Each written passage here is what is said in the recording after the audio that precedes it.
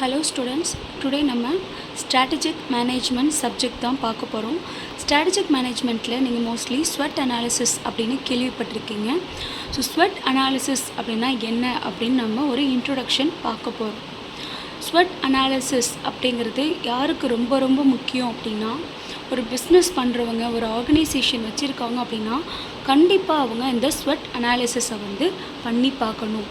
அதனால் என்னென்ன benefits, SWOT analysis அப்படின்னா என்ன அப்படின்னு டீட்டெயிலாக பார்க்கலாம். ஸோ SWOT அப்படின்னா என்னென்னா, அதோட explanation S for strength, W for weakness, O for opportunities and T for threats. So இதில் பார்த்தீங்க அப்படின்னா ஸ்ட்ரென்த், வீக்னஸ், ஆப்பர்ச்சுனிட்டிஸ், த்ரெட்ஸ் இது 4ல் ஸ்ட்ரென்த்தும் வீக்னஸும் ஒரு ஆர்கனைசேஷனோட இன்டர்னல் ஃபேக்டர் அப்படின்னு சொல்கிறாங்க. ஆப்பர்ச்சுனிட்டிஸ் அண்ட் த்ரெட்ஸை எக்ஸ்டர்னல் ஃபேக்டர் அப்படின்னு சொல்கிறாங்க. ஏன் அப்படின்னா ஸ்ட்ரென்த் அண்ட் வீக்னஸ் ஒரு பிஸ்னஸ்க்குள்ளே நடக்கிற விஷயம். ஓகேவா, அந்த பிஸ்னஸ்க்குள்ளே என்ன ஸ்ட்ரென்த் இருக்குது, பிஸ்னஸ்க்குள்ளே அவங்களோட ஆர்கனைசேஷனுக்குள்ளே என்னென்ன வீக்னஸ் இருக்குது அப்படிங்கிறத அவங்க தெரிஞ்சுக்கிட்டா இன்டர்னல் ஃபேக்டரை அவங்களால கண்ட்ரோல் பண்ண முடியும். ஸோ இன்டர்னல் ஃபேக்டர்ஸை கண்ட்ரோலபிள் ஃபேக்டர்ஸ் அப்படின்னு சொல்லலாம்.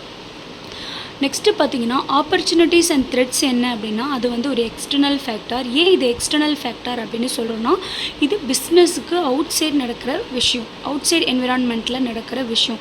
ஸோ எக்ஸ்டர்னல் ஃபேக்டர்ஸை நம்ம என்ன சொல்லுவோம் அப்படின்னா அன்கண்ட்ரோலபிள் ஃபேக்டர். ஸோ இன்டர்னல் அப்படிங்கிறது கண்ட்ரோலபிள் ஃபேக்டர், எக்ஸ்டர்னல் ஃபேக்டர் அப்படிங்கிறது அன்கண்ட்ரோலபிள் ஃபேக்டர். ஸோ இதை பற்றி நம்ம ஒன் பை ஒன்னாக பார்க்கலாம்.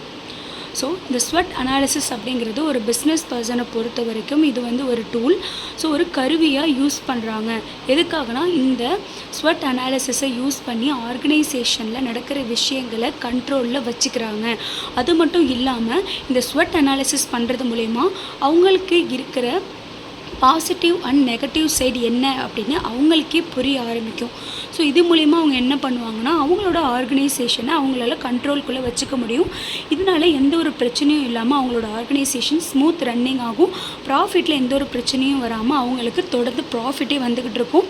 அவங்களோட காம்படிட்டராலேயோ இல்லை வேறு எந்த ஒரு நெகட்டிவான ஒரு விஷயத்தினாலேயோ அவங்க ரொம்பவே அஃபெக்ட் ஆக மாட்டாங்க. ஸோ இந்த SWOT அனாலிசிஸ் அப்படிங்கிறது என்ன அப்படின்னா, ஒரு பிளானிங்கோட ஃபஸ்ட்டு ஸ்டேஜே என்னென்னா SWOT அனாலிசிஸ் தான். அவங்க எந்த ஒரு விஷயம் ஏதோ ஒரு விஷயம் பண்ண போகிறாங்கன்னா ஃபஸ்ட்டு அதுக்கு ப்ராப்பர் பிளானிங் இருக்கணும், ப்ராப்பர் மேப் இருக்கணும். ஸோ இந்த மேப்புக்கான அந்த ஃபஸ்ட்டு ஸ்டேஜ் என்னென்னா SWOT அனாலிசிஸ் தான். SWOT அனாலிசிஸ்னால் என்னென்னு ஒரு எக்ஸாம்பிள் சொல்கிறேன் உங்களுக்கு, அப்போ கொஞ்சம் ஈஸியாக புரியும்.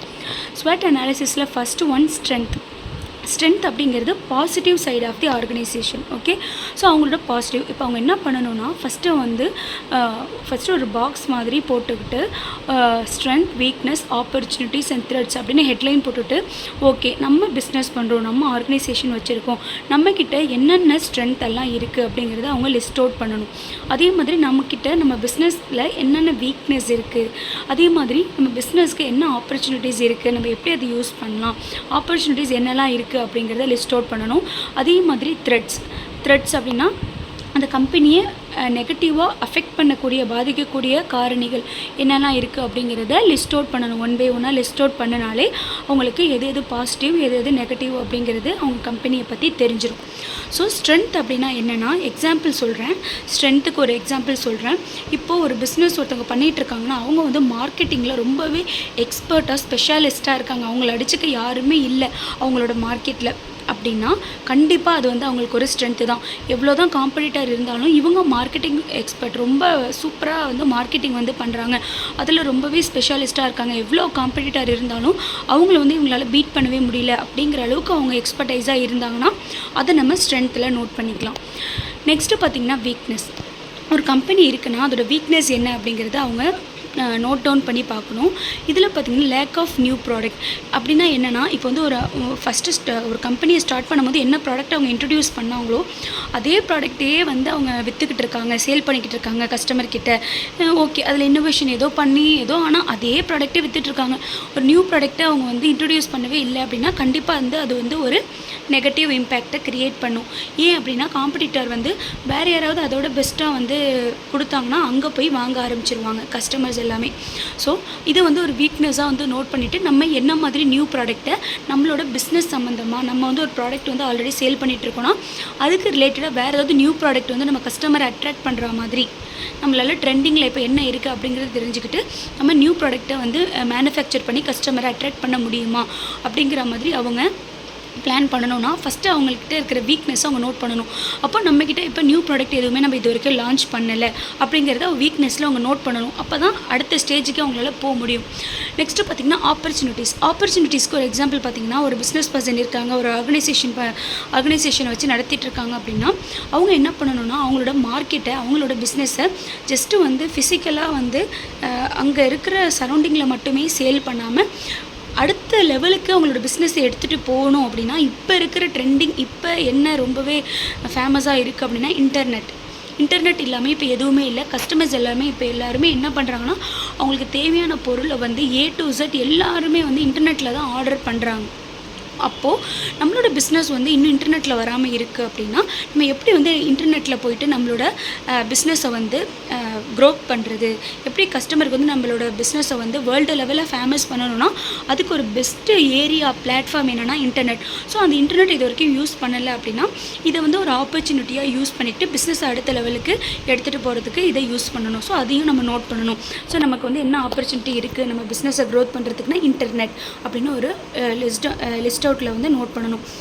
நெக்ஸ்ட்டு பார்த்திங்கன்னா த்ரெட்ஸ் நான் முன்னாடியே சொல்லியிருக்கேன். நெகட்டிவாக அஃபெக்ட் பண்ணக்கூடிய விஷயம், நெகட்டிவாக அவங்க ப்ராஃபிட்டை அஃபெக்ட் பண்ணலாம், இல்லை திடீர்னு ஏதோ ஒரு காம்படிட்டர் வந்து அவங்க ப்ராடக்ட்டை வந்து காலி பண்ணலாம். அந்த மாதிரி விஷயம் எல்லாமே நெகட்டிவான விஷயங்கள் எல்லாமே த்ரெட்ஸில் வந்துடும்.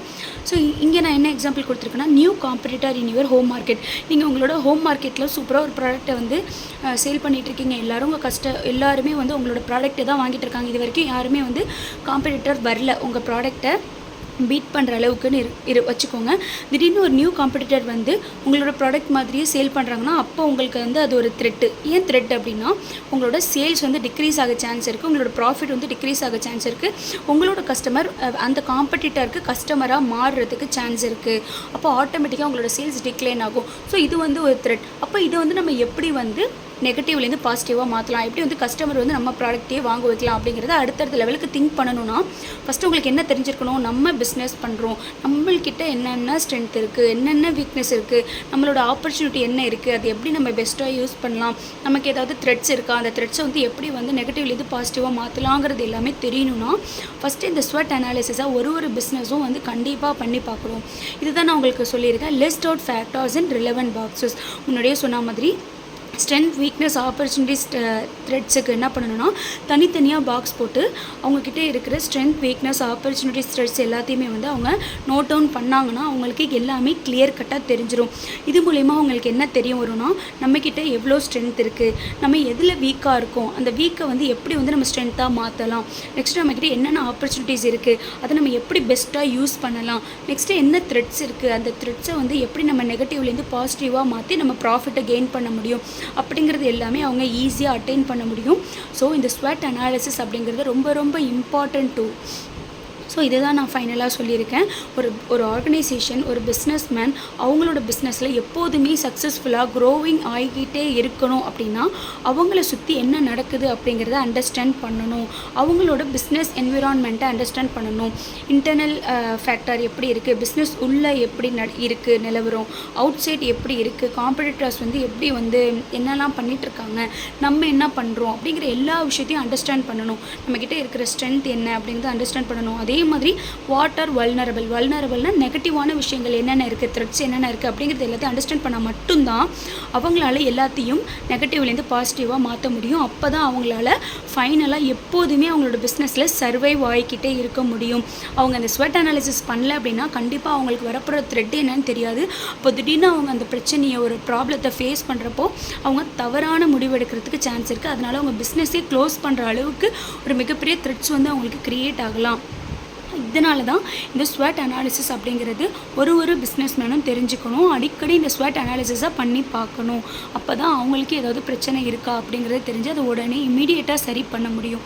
ஓகே ஸ்டூடெண்ட்ஸ், கண்டிப்பாக உங்களுக்கு ஸ்வாட் அனாலிசிஸ் அப்படின்னா என்னென்னு புரிஞ்சிருக்கும் அப்படின்னு நம்புகிறேன். அடுத்த வீடியோவில் நான் வேறு ஒரு டாபிக் பற்றி எக்ஸ்பிளைன் பண்ணுறேன். உங்களுக்கு ஏதாவது டாபிக் பற்றி எக்ஸ்பிளைன் பண்ணணும் அப்படின்னாலும் கண்டிப்பாக கமெண்ட் செக்ஷனில் சொல்லுங்கள். நான் கண்டிப்பாக அதை எக்ஸ்பிளைன் பண்ணேன். வீடியோ பிடிச்சிருந்தால் லைக் பண்ணுங்கள், மறக்காமல் கமெண்ட் பண்ணுங்கள். சேனல் நேம் ஸ்டடி ரேடர்ஸ் கண்டிப்பாக சப்ஸ்கிரைப் பண்ணிக்கோங்க. தேங்க்ஸ் ஃபார் வாட்சிங்.